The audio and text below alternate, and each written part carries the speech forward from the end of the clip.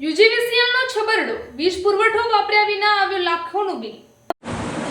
યુજીવીસીએલનો છબરડો વીજ પુરવઠો વપરાયા વિના લાખોનું બિલ. ચિત્રાસણી ગામે વીજ ગ્રાહકને લાખોનું બિલ આવ્યું. આંજણા રામાભાઈ આભાભાઈના ઘરનું બિલ આવ્યું 1,06,843 રૂપિયા. દર વખતે ગ્રાહકને બિલ આવતું હતું 300 થી 400 રૂપિયા. વીજ ગ્રાહકને મોબાઈલ ફોનમાં લાખો રૂપિયાના બિલનો મેસેજ આવતા ગ્રાહક ચિંતામાં. વીજ ગ્રાહક વર્ષોથી ખેતરમાં રહે છે. ગામમાં આવેલા મકાનમાં કોઈ રહેતું નથી, છતાં પણ લાખોનું બિલ. મીટરનું રીડિંગ 3,100 યુનિટ છે, જ્યારે બિલમાં રીડિંગ 17,000 યુનિટ છે.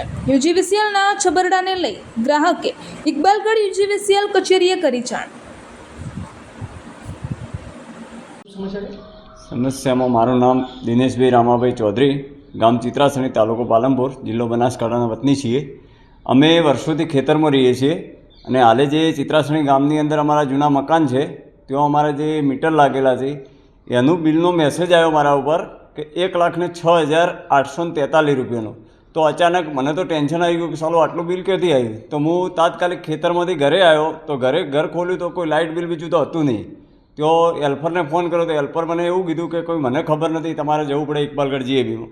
પણ જે જૂનું રીડિંગ જોયું ને તો 3,060 છે અને અત્યારે હું મીટરનું રીડિંગ જોયું તો 31,45 છે મીટરનું રીડિંગ, બરાબર.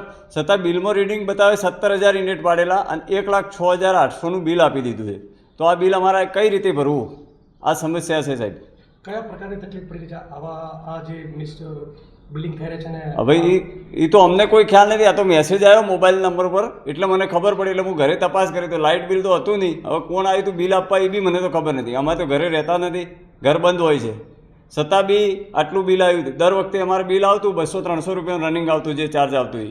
બાકી તો વપરાશ છે જ નહીં, વપરાશ નથી, છતાં બી 1,08,000નું બિલ આવ્યું એટલે કઈ રીતે ભરવું? એ સમસ્યા છે સાહેબ.